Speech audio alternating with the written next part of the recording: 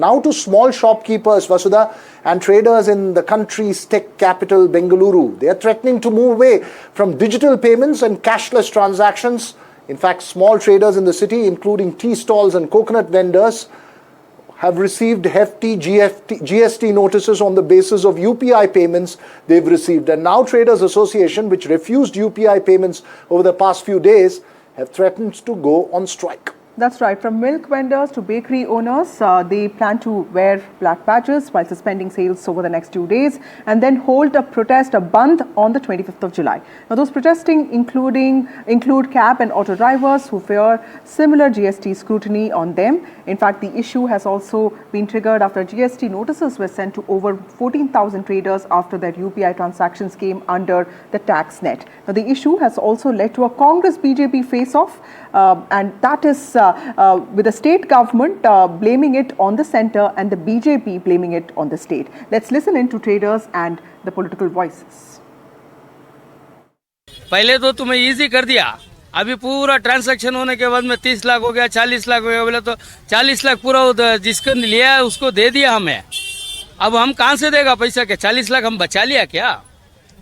तो नया नया रूल्स बनाया तो फायदा क्या है उसमें? 30 रुपया दूध का, 2 रुपया हमारा कमाई, 36 रुपये में हमें बेचता है। तुम्हें 36 रुपये में टैक्स लगाया तो क्या फायदा? हमें कमाता 2 रुपया, तुम्हें 36 रुपये का टैक्स लगाया तो क्या फायदा? आप ये बताओ। पूरा फोन पे गूगल पे कर करते, पूरा GST डाल रहा करते हैं, उसके ने हमें नहीं डाल रहे। यहाँ पे कहीं को होता बड़ी बड़ी दुकान को डालने का क्या होता है, छोटी दुकान रोड में व्यापार करने वाले डालने का मैं क्या करने यहाँ पे। ನಮ್ಮ ತಿನ್ಬಿಟ್ಟು ನಮ್ಮ ಬಾಯಿಗೆ ವರ್ಷಕ್ಕೆ ಬಾಯಿ ತಿನ್ಬಿಟ್ಟು ವರ್ಷಕ್ಕೆ ನೋಡ್ತಾ ಇದ್ದಾರೆ. ಅವ್ರು ಕೂಡ ಇದನ್ನ ಬಡವ್ರಿಗೆ ತೊಂದರೆ ಕೊಡೋದನ್ನ ಡ್ರಾ ಮಾಡಬೇಕು. ಪಾಪ ತರಕಾರಿ ಮಾಡೋರು, ಎಳ್ನೀರು ಮಾರೋರು, ರಸ್ತೆ ಬದಿ ವ್ಯಾಪಾರ ಮಾಡೋರು ಇಲ್ಲಿ ಅಂತೇಳಿ ಅವರೊಂದು ಇದನ್ನ ಹಾಕೊಂಡು ವ್ಯಾಪಾರ ಮಾಡ್ತಾ ಇದ್ದಾರೆ. ಸುಮಾರು ಲಕ್ಷಾಂತರ ಜನರಿಗೆ ಇವತ್ತಿದ್ದಾರೆ ಮೋದಿ ಸರ್ಕಾರ. This is an issue that may not be restricted to Karnataka, and it definitely raises some tough questions over fine-tuning the GST mechanism. In fact, we are joined by Salman Soz of the Congress Party, we have GS Prashant of the BJP, and we have tax expert Shashank Shekhar Gupta. Thank you all of you for joining us on this broadcast. Mr. Soz, to you first. The government talks about formalizing the informal economy, it talks about increasing the taxpayer base, which is why it is saying that we are looking at enforcement, increasing compliance. How do you look at this issue? Well, the government has been taking a lot of credit for improving tax collection through GST, etc. But, we have to, tax policy is just one instrument, but we have to look at the whole economy. It's happening to the entire economy. I think, I'm sorry to say, that people, I've not seen many countries celebrating taxation, by the way, as Prime Minister Modi seems to do routinely, and the BJP as well, that, GST collections have gone up by a lot. And I can, by the way, tell you, I have data which will show that service tax collection under the UPA was double that under the NDA's GST. But the insidious thing about the GST is that most of the collection, almost 66%, is paid for by the bottom half of the country. It is extremely regressive. Then you have all these 5 tax slabs that GST has. That is extremely complicated. And then you have the kinds of things that we are seeing in Karnataka. Now, BJP may complain and say that Congress is doing this in Karnataka. No, Congress is not doing anything in Karnataka. The GST law was enacted by the BJP, and the Prime Minister had a midnight session in Parliament. Everybody knows it. What Karnataka is doing is basically following the law. And by the way, this is the same thing that the BJP is doing in Maharashtra and in Gujarat. And one final point. For all of the celebrations about taxation in India, since the rollout of the GST, almost 18 lakh businesses have closed down, including, by the way, 4 lakh businesses in Gujarat. So I would welcome the BJP's kind of views on this, whether this is the kind of India they want. GS Prashant, respond to that. Salman Soz is raising some serious questions, while here you have blamed the Congress government for the woes of the traders. Veera, Salman first realized that under the UPA era, India was in the fragile 5 economies of the world. And in 24, we became the fifth largest, and now we are the fourth largest. And by 2030, we are on the cusp of becoming third largest economy, only trailing US and China. Therefore, if anybody wants to pat their back saying UPA too was doing great, I think this is not the time, because all of us are aware which mess India was under when BJP took over in 2014 and the type of corruption that had happened. And if you are pointing out to GST, it subsumed many taxes. It ensured that the checkposts which were there, which were creating a hurdle for easy movement of goods, has reduced. The turnaround time for the trucks has reduced, which means more efficiency for that. So the benefits of GST cannot be spelled out in these 2 or 3 minutes. Be that as it may. Now, coming to the pointed question of issuance of notices, I make it very clear that under the GST law, the GST authorities do not have the power to issue notices merely based on third-party information like Paytm, Google, or PhonePe. They are supposed to conduct preliminary inquiry, find out from the dealer or the assessee as to what's whether, the point? Who are you blaming for the notices what then? products is he dealing in, and whether it is taxable or exempt, and only then give him time to respond with documents, only then compute the tax and then go on. This procedure has not been followed. So who are you blaming for the notices received by the traders? Yes, and Veera, and this has been issued by the state No, GST who are you department. blaming? Make it clear. Yes, I'm telling you, the state GST has issued the notices, and state GST governs 90% of the dealers in the state of Karnataka. This is the handiwork of the state GST. Therefore, Salman, the entire process of issuance of notice without verification Okay, Mr. Soz, is bad you heard in that. law. Yeah, respond to This is that. violative. No, let me complete. This is violative of the principles laid down by the Supreme Court, stating that you cannot use third-party data to merely fasten liability. You are supposed to conduct a preliminary inquiry, come to a conclusion based on documents, Mr. evidences. Soz, GS Prashant is saying that it's the state government doing some kind of None of which has vasuli. been done. Yeah. This has not been done. You know, Therefore, I the state government has to withdraw these notices. and then conduct the Okay, proceedings in Mr. accordance BJP to law. Prashant, you have One to second, let him Prashant, speak. Yeah, let Mr. Salman Soz. respond. You made a sharp point. Let Salman respond. Yeah. Go ahead, Salman. So, just by speaking loudly on national television does not make you right. What state governments like Karnataka or anywhere else, when you implement the law is the national GST law. And by the way, he may not be aware that state government officials, not just in Karnataka, across the country, GST officials are basically under the gun from the central government to collect taxes. And by the way, Mr. Salman, so you are please do not interrupt. This is bad manners. Maybe you're not.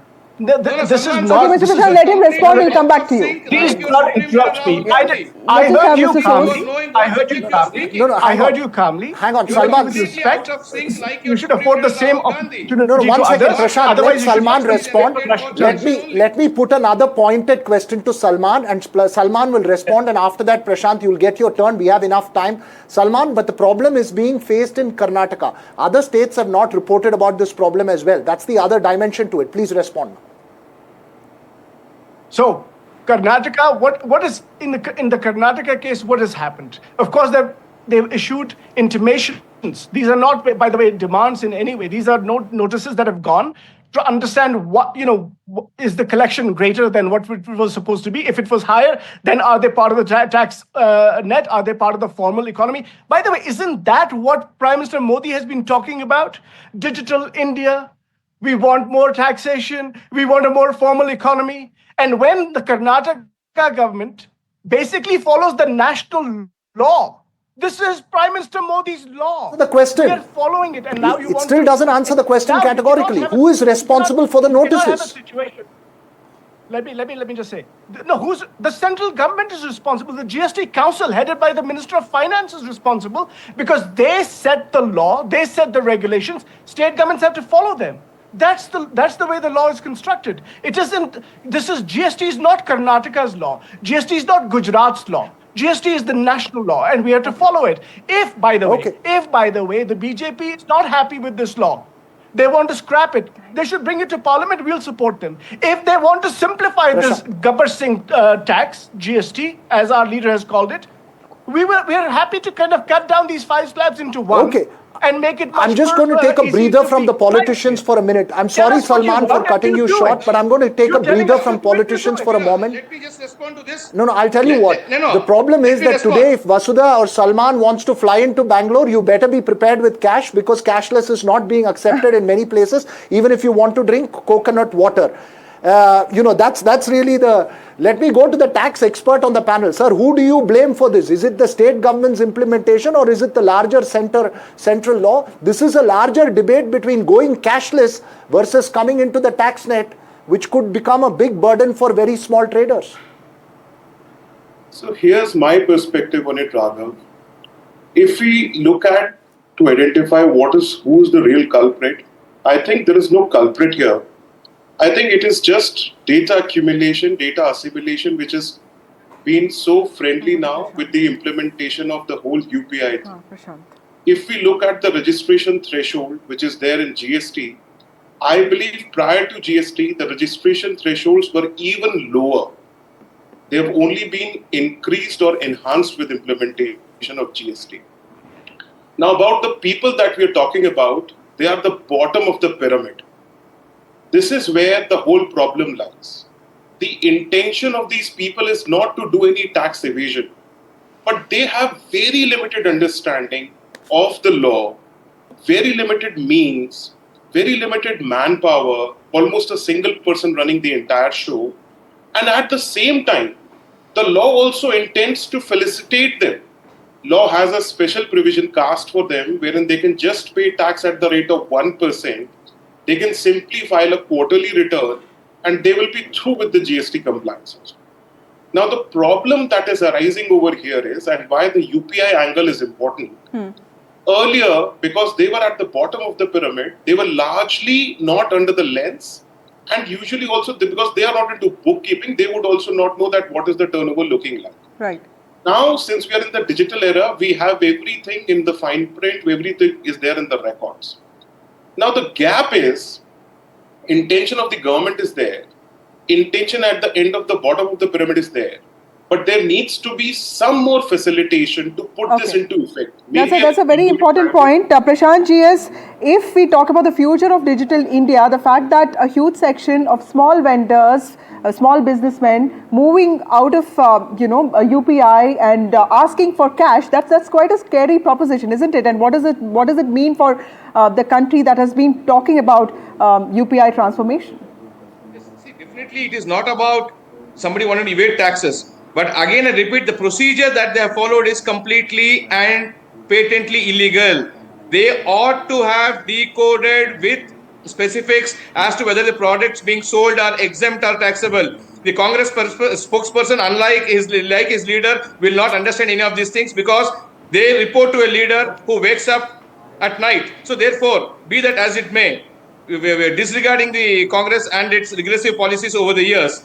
Now, coming to the GST aspect of it, one thing that the Karnataka government is trying to do is, by giving specific targets to state officials to collect revenue, they have disregarded principles of natural justice, the law of the land, and the mandate of the Supreme Court in how we are supposed to use third-party data, especially under GST laws. The tax expert also can throw light on how Section 63 of GST talks about which data to be used and how you can really collect information. When you have not done something in accordance with law, the state government or the state government GST officials, let them withdraw these notices, create awareness among the small traders, and then educate them, and then issue notices and collect taxes in accordance with law, like how Article 265 of the Constitution mandates that no tax shall be levied or collected without authority of law. Congress and its spokespersons have never believed in the Constitution, so they will not care about it because for them, the Gandhi family is supreme, and whatever Gandhi let's keep it to the traders. Let's keep it to the traders before we go into family politics. GS Prashant. Salman Soos, go ahead and respond to that point. Yes. So I just wanted to respond directly to one point that the BJP spokesperson made, and he called the Congress party's policies regressive. And I will let the viewers decide if our policies are regressive or if their policies are regressive. In India's tax revenue, when we look at tax revenue collections, personal income taxes are now much higher than corporation tax collections. GST, as I said earlier, 2/3 of it comes from the bottom half of the country. If that is progressive, then by all means, BJP is the most progressive party in the world. But as far as I can tell, as a student of economics, that their party is the most regressive party that I've come across because they celebrate taxation on the poorest. They celebrate destructive. Again, he's interrupting me because he knows that I have a strong opinion. And now he's interrupting me again.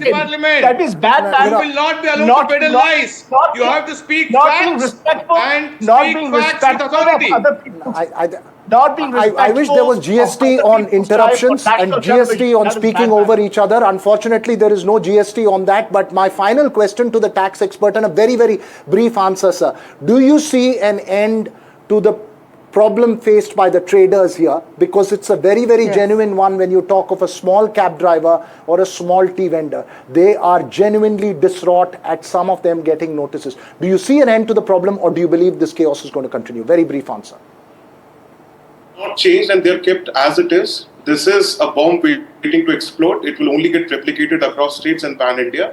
If it has to be plugged, either the government will have to revise the threshold, put in guidelines to not reach out to such small people. Otherwise, it's just an issue which is waiting to explode and replicate pan-India. Just an issue that's waiting to explode. I'm sorry, Salman, we've come completely out of time. Just 5 seconds. Go ahead. I would need you to rebut. I just wanted to inform the public, especially those in Karnataka, that the Chief Minister has already started a program called No GST to create awareness about GST, its thresholds, what compliance is required. And by the way, the notices that have gone to vegetable, for example, they'll be taken back. So I think a lot of things are happening. Unfortunately, we're completely out of time on this, Salman. We'll have to end the conversation right here, Vasudha. But this is an issue that one needs to keep close focus on.